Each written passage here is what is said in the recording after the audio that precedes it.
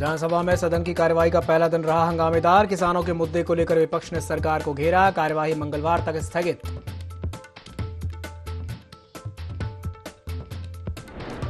PCS अधिकारी ज्योति मौर्य की बड़ी मुश्किलें। जांच कमेटी ने भेजा एक और नोटिस। प्रयागराज समेत अन्य संपत्तियों का मांगा ब्यौरा।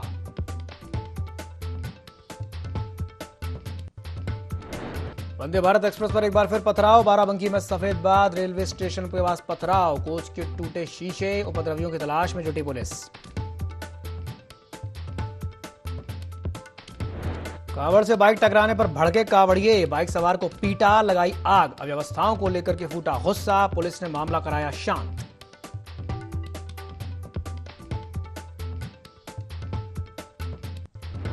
शिव भक्ति के पावन महीने सावन का 5वां सोमवार। शिवालयों में लगी भक्तों की भीड़। बेलपत्र, धतूरा, शमी से भगवान भोलेनाथ का अभिषेक कर रहे हैं भक्त।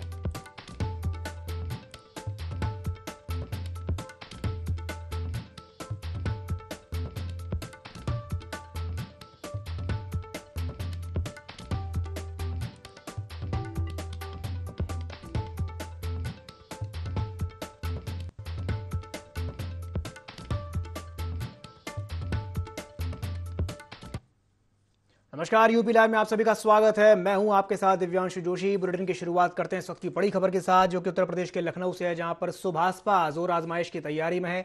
इस बार के चुनाव में सुभाषपा अब पूरी तैयारी में है। पूर्वांचल में सुभाषपा आजमाइश की तैयारी कर रही है। पीएम के सामने अपनी जमीनी ताकत पेश करने की कवायद में लगी है। आजमगढ़ में पीएम की रैली करने की तैयारी में है ओपी राजभर, और अक्टूबर में आजमगढ़ में बड़ी रैली की कवायद में सुभाषपा जुटी हुई है।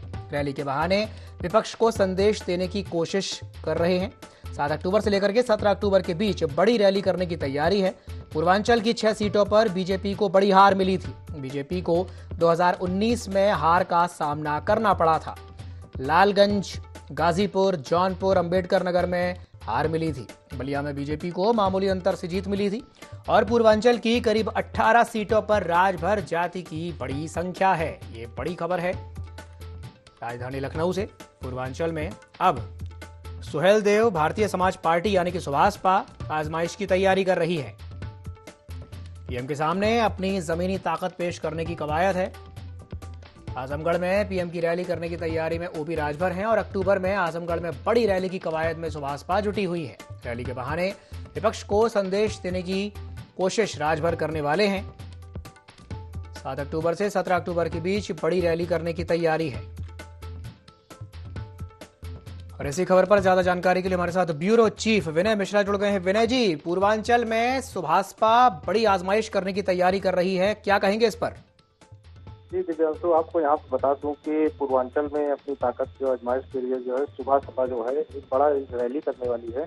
तो इसमें रैली में जो है पीएम भी आएंगे। 7 अक्टूबर से और 17 अक्टूबर के बीच में ये रैली होने वाली है।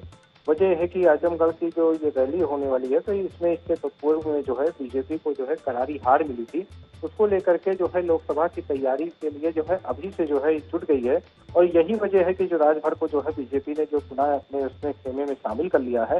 तो जो 2019 में हार का सामना देखना पड़ा था बीजेपी को, तो वो आगे न देखना पड़े 2024 से, उसी को लेकर के जो है यहाँ पूरी तरीके से जो है तैयारी में जुटी हुई है बीजेपी। अब ये देखने वाला होगा कि आने वाले वक्त में जो है बीजेपी को जो है राजभर का साथ कितना फायदा करता है। विनय जी, जानकारी साझा करने के लिए बहुत बहुत धन्यवाद।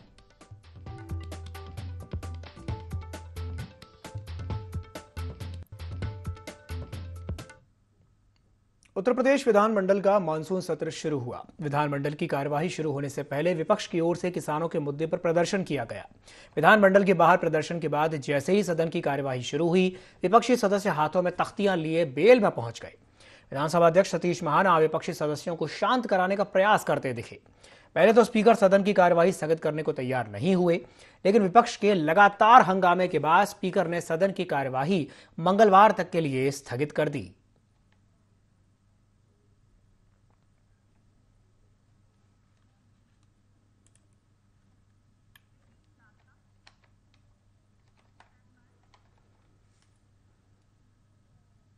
बढ़ते हैं अगली बड़ी खबर की ओर। बुलंदशहर में ट्यूबवेल से सोलर प्लेट चोरी करने वाले गिरोह का खुलासा हो गया है। गैंग के 4 सदस्यों को पुलिस ने गिरफ्तार कर लिया है। आरोपियों से चोरी की 9 सोलर प्लेट और वाहन भी बरामद किया गया है। 5 दिन पहले खानपुर क्षेत्र के ट्यूबवेल से 9 सोलर प्लेट चोरी हो गई थी। खानपुर थाना क्षेत्र का यह मामला बताया जा रहा है। यह बड़ी खबर है उत्तर प्रदेश के बुलंदशहर से, जहां पर ट्यूबवेल से सोलर प्लेट चोरी करने वाले गिरोह का पुलिस ने खुलासा कर दिया है और इस गैंग के 4 सदस्यों को पुलिस ने गिरफ्तार कर लिया है। साथ ही साथ आरोपियों से चोरी की 9 सोलर प्लेट और वाहन भी बरामद किए गए हैं। 5 दिन पहले खानपुर क्षेत्र के ट्यूबवेल से 9 सोलर प्लेट चोरी हो गए थे। खानपुर थाना क्षेत्र का यह मामला बताया जा रहा है।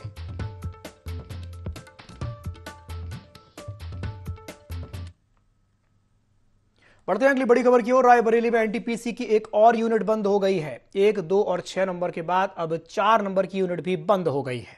तकनीकी खामी के चलते 4 नंबर की यूनिट बंद हुई है। उत्तराखंड समेत कई राज्यों को इससे बिजली की सप्लाई की जाती थी। ऊंचाहार थाना क्षेत्र में एनटीपीसी प्लांट स्थित है। यह बड़ी खबर है यूपी के रायबरेली से, जहां एनटीपीसी की एक और यूनिट अब बंद हो गई है। 1 नंबर, 2 नंबर और 6 नंबर के बाद अब 4 नंबर की यूनिट भी बंद हो गई है। तकनीकी खामी के चलते 4 नंबर की यूनिट को बंद करना पड़ा है और इसी यूनिट से उत्तराखंड समेत कई राज्यों को बिजली की सप्लाई की जाती थी। एनटीपीसी ऊंचाहार थाना क्षेत्र में स्थित है और इसकी 4 नंबर की यूनिट बंद हो गई है।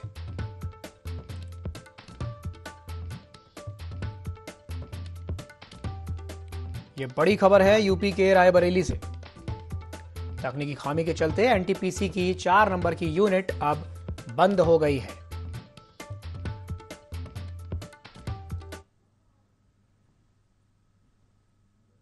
बढ़ते हैं अगली बड़ी खबर की ओर। कानपुर देहात में 2 पक्षों में विवाद देखने को मिला है, जहां मारपीट में 2 लोग गंभीर रूप से घायल हो गए। लाठी डंडों से पूर्व प्रधान की पिटाई की गई है। वाहन धुलाई को लेकर के विवाद हुआ था। सोशल मीडिया पर वीडियो वायरल हो गया है। रसूलाबाद कोतवाली क्षेत्र के दशहरा गांव का यह मामला बताया जा रहा है। यह बड़ी खबर है यूपी के कानपुर देहात से, जहां 2 पक्षों में विवाद देखने को मिला है और इस मारपीट में 2 लोग गंभीर रूप से घायल हो गए हैं। लाठी डंडों से पूर्व प्रधान की पिटाई की गई है। वाहन धुलाई को लेकर के विवाद हुआ था और इस विवाद का वीडियो सोशल मीडिया पर भी वायरल हो गया है। रसूलाबाद कोतवाली क्षेत्र के दशहरा गांव का यह मामला बताया जा रहा है। ये वो तस्वीरें हैं कानपुर देहात की, जहां 2 पक्षों में विवाद देखने को मिला है। लाठी डंडे चले हैं और इस मारपीट में 2 लोग गंभीर रूप से घायल हो गए हैं।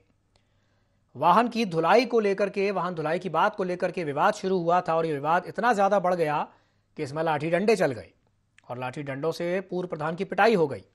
इस मारपीट में 2 लोग गंभीर रूप से घायल हुए हैं और ये जो वीडियो है अब सोशल मीडिया पर तेजी से वायरल हो रहा है।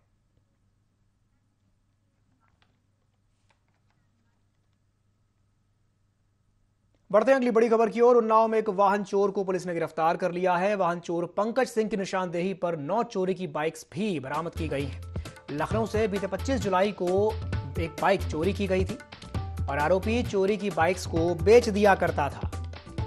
लखनऊ, उन्नाव, हरदोई के कई थाना क्षेत्रों से ये सभी बाइक्स चोरी की गई थी। दही थाना प्रभारी ने पूर्वा मोड़ से वाहन चोर को गिरफ्तार कर लिया। यह बड़ी खबर है यूपी के उन्नाव से, जहां वाहन चोर को पुलिस ने गिरफ्तार किया है। वाहन चोर पंकज सिंह की निशानदेही पर 9 चोरी की बाइक्स भी बरामद की गई हैं। 25 जुलाई को लखनऊ से चोरी की एक बाइक चुराई गई थी और आरोपी चोरी की बाइक्स को बेच दिया करता था।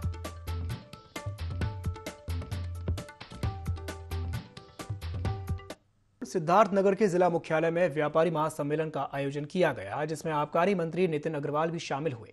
व्यापारियों के बीच मोदी सरकार की ओर से दी जा रही सुविधाओं के बारे में जानकारी दी गई। मंत्री नितिन अग्रवाल यूपी उद्योग व्यापार संगठन के प्रदेश अध्यक्ष भी हैं, जिन्होंने सभी व्यापारियों से 2024 में वापस मोदी सरकार बनाने की अपील की। विपक्षी गठबंधन इंडिया पर भी उन्होंने निशाना साधा और कहा कि इंडिया नाम देने से कोई देशभक्त नहीं हो जाता।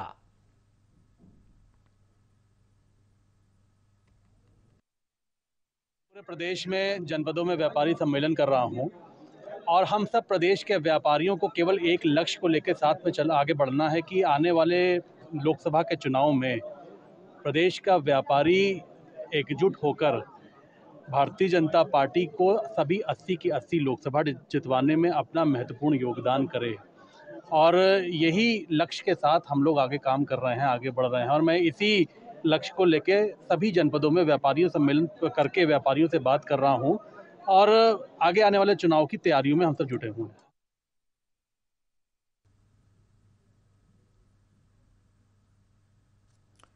तो सिद्धार्थनगर में व्यापारी महासम्मेलन का आयोजन किया गया, जिसमें आबकारी मंत्री नितिन अग्रवाल भी शामिल हुए हैं, जिसमें उन्होंने मोदी सरकार की उपलब्धियों के बारे में जानकारी दी है। साथ ही साथ विपक्षी गठबंधन इंडिया पर भी उन्होंने निशाना साधा और कहा कि इंडिया नाम रख लेने से कोई देशभक्त नहीं हो जाता।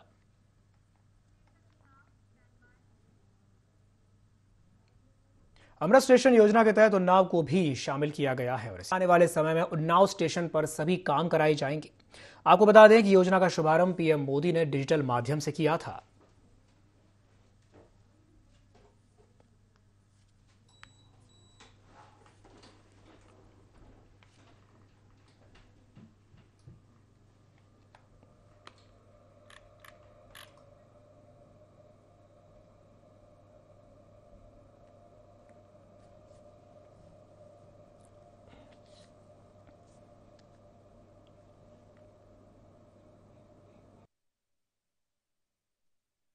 स्टेशनों का जो अनावरण किया है उसमें ये कमंडल, तलवार और कलम की धरती उन्नाव को भी स्वीकृत किया है। इसके लिए मैं अपने उन्नाव की तमाम जनता की तरफ से, अपने जनप्रतिनिधियों की तरफ से माननीय मोदी जी का, रेल मंत्री जी का हृदय से बहुत बहुत आभार व्यक्त करता हूँ। मुजफ्फरनगर में हिंडन नदी के आसपास दर्जनों गांव में पानी भर गया है और इससे सैकड़ों किसान प्रभावित हैं। तो वहीं हिंडन नदी से एक किसान का शव मिलने से क्षेत्र में हड़कंप मच गया। बाढ़ प्रभावित ग्रामीणों ने चक्का जाम कर दिया। भारतीय किसान यूनियन अराजनैतिक के ब्लॉक अध्यक्ष ठाकुर कुशलवीर सिंह भी इस दौरान मौजूद रहे और मृतक के परिवार को मुआवजा दिए जाने की उन्होंने मांग की। खबर मिलते ही सीओ सदर विनय गौतम, नायब तहसीलदार प्रभारी आईपीएस अभिजीत कुमार मौके पर पहुंचे और मुआवजा दिलवाए जाने का आश्वासन देकर धरना खत्म कराया। नदी में आई बाढ़ से कई किसानों की फसलें जलमग्न हो गई हैं। अभी हाल ही में केंद्रीय राज्य मंत्री डॉक्टर संजीव बालियान ने भी इसका जायजा लिया था।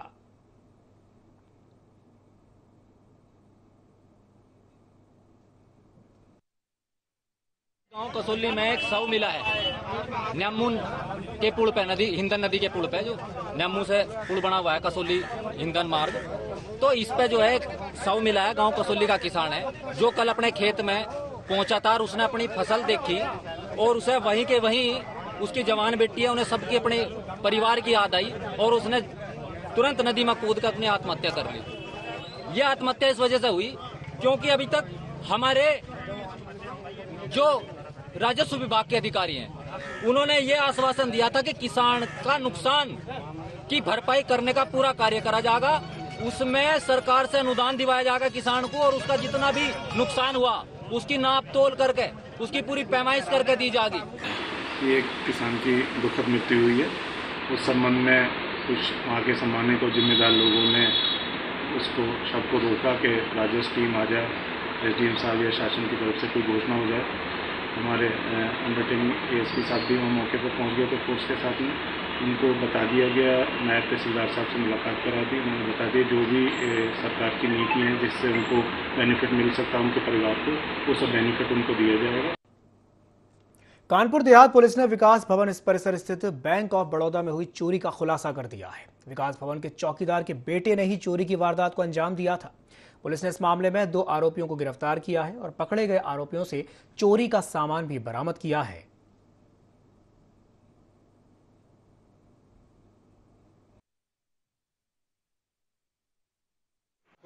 में स्थित विकास भवन में जो बैंक ऑफ बड़ौदा स्थित है उसमें चोरी की प्रयास किया गया है।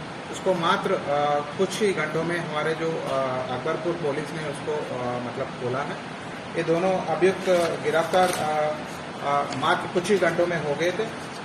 ये इनसे एक टैबलेट और एक मोबाइल जो चोरी उन्होंने बैंक से किया वो बरामद हो गई है। इसके अलावा इनके अगर इनसे पूछताछ में ये भी पता चला कि ये जो ज्ञानेंद्र है, ये विजय कुमार जो बेटा है, ये बकरी का धंधा करता था। करीब 1.5 लाख रुपए के इनका मतलब कहीं पर कर्जा था, तो उसी को मतलब चुकाने के लिए इसने मतलब ये चोरी का प्लानिंग किया। झांसी में चोरों के हौसले काफी बुलंद हैं। आपको बता दें कि बड़ागांव थाना क्षेत्र में चोरों ने हनुमान मंदिर को ही अपना निशाना बना लिया। यही नहीं, चोर पूरे दान पात्र को ही उठा करके ले गए। इस घटना के बाद भक्तों में काफी आक्रोश है। हालांकि ये घटना सीसीटीवी कैमरे में कैद हो गई है, जिसके आधार पर पुलिस मामले की जांच में जुटी हुई है।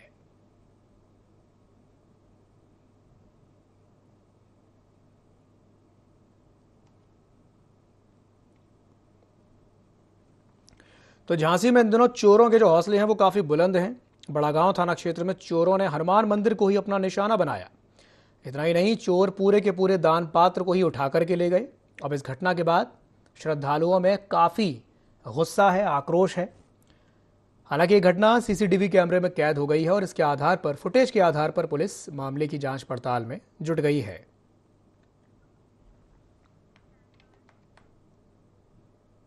अमेठी के जयनगरा में युवा समाज सेवी प्रभात द्विवेदी की अगुवाई में ग्रामीणों ने विरोध किया। बारिश में खराब सड़कों को लेकर के ग्रामीणों ने विरोध जताया। इस मौके पर युवा समाज सेवी प्रभात द्विवेदी ने कहा कि ये सड़क बाल नगर चौराहे से होकर ब्लॉक मुख्यालय और मां अहोरवा भवानी मंदिर को जोड़ती है, जिसपे हर रोज कम से कम हजारों लोगों का आना जाना रहता है। लेकिन बारिश के मौसम में इसी सड़क पर जगह जगह गड्ढे हो गए हैं। साथ ही साथ इस समस्या की ओर कोई जनप्रतिनिधि भी ध्यान नहीं दे रहा है। इसके चलते ग्रामीणों ने गड्ढों में धान लगा करके विरोध जताया।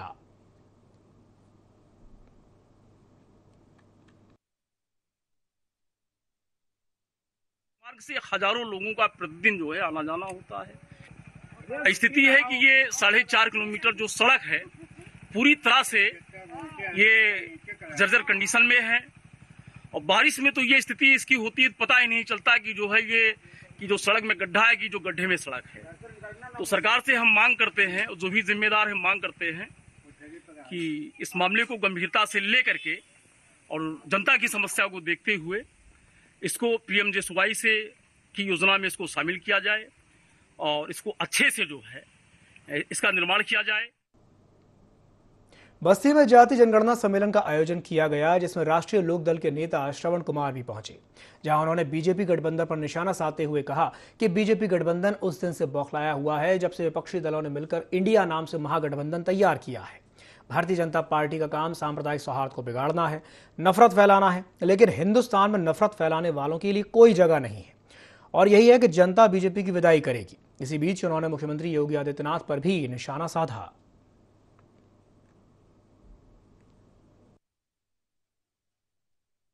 दलियों के जिला इकाई के तरफ से जाति आधारित गणना विषय पर गोष्ठी थी। इसको सम्मेलन भी कहा जा सकता है। हमारे जो कार्यकर्ता इस जिले में है सब लोग जुटे थे। तो ये जाति आधारित जो गणना है इसको उत्तर प्रदेश में भी लागू किया जाना चाहिए। जो लोग अभी विकास से वंचित है, जो अपने अधिकार से वंचित है, इनके लिए जाति आधारित गणना कराई जाए। ये उत्तर प्रदेश की पार्टी का बस्ती जिला का डिमांड है और हमारी पार्टी तो पहले से डिमांड कर ही रही है इस प्रदेश में कि यहाँ पर जाति आधारित गणना कराना। बाराबंकी जिले में उफनाई सरयू नदी खतरे के निशान से ऊपर बह रही है। नदी खतरे के निशान से 20 सेंटीमीटर ऊपर बह रही है और इससे तटवर्ती क्षेत्र के 2 दर्जन से ज्यादा गांव में बाढ़ का खतरा मंडरा रहा है, जिसके बाद प्रशासन ने बाढ़ से प्रभावित क्षेत्रों में अलर्ट जारी किया है। जिले के सिरौली गौसपुर तहसील क्षेत्र में नदी लगातार कटान कर रही है। तेलवारी गांव के करीब 15 बीघा जमीन और कट गई है। अधिकतर लोगों के खेत नदी में समा गए हैं। तो वहीं प्रशासनिक टीम बाढ़ प्रभावित क्षेत्रों का भ्रमण करके बाढ़ राहत और बचाव कार्य में जुटी है।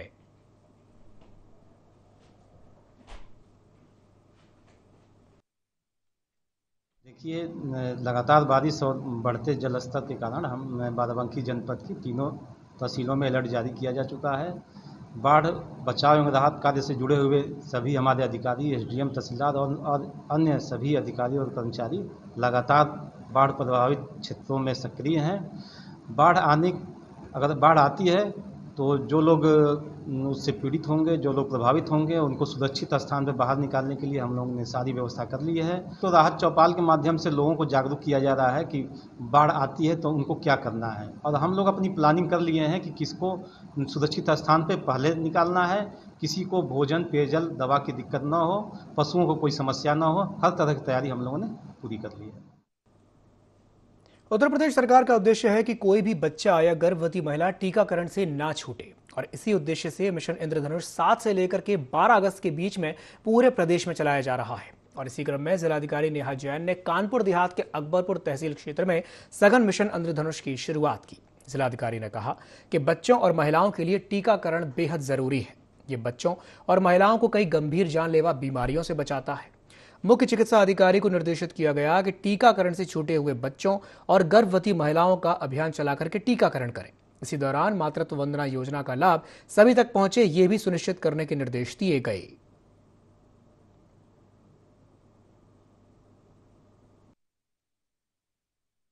प्रदेश सरकार निरंतर इसी प्रयास में है कि किस प्रकार से महिलाओं और बच्चों का जो स्वास्थ्य है उसके लिए सारी सुविधाएं मिल सके।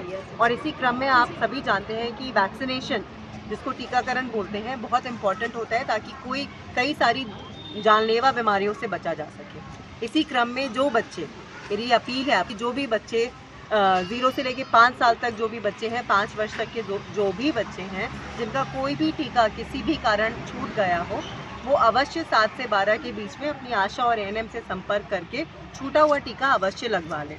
साथ ही हमारी जो गर्भवती माताएं हैं, यदि उनकी प्रसव पूर्व जांच नहीं हुई है या टेटनस टीटी का टीका नहीं लगा है तो उसको भी समय अनुसार इसको लगवा लिया जाए। बढ़ते हैं अगली बड़ी खबर की ओर, जो कि झांसी से है, जहां पर एक सड़क हादसा हो गया है और इसमें 3 लोगों की मौत हो गई है। 2 बाइकों की आपस में भिड़ंत हो गई और इस हादसे में बाइक सवार 3 लोगों की मौत हो गई। झांसी खजुराहो राजमार्ग पर यह हादसा हुआ था। ये बड़ी खबर है यूपी के झांसी से, जहां पर एक सड़क हादसा देखने को मिला है। सड़क हादसे में 3 लोगों की मौत हो गई है। 2 बाइकों की आपस में भिड़ंत हो गई।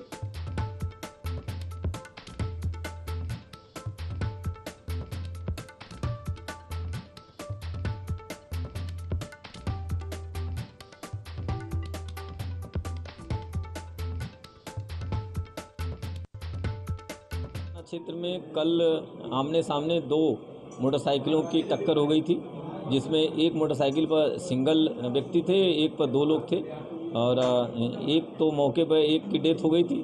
बाकी 2 लोगों को हॉस्पिटलाइज कराया गया था, परंतु इलाज के दौरान आज उन दोनों लोगों की भी मृत्यु हुई। इसी के साथ बुलेटिन में फिलहाल के लिए इतना ही। दीजिए इजाजत। नमस्कार।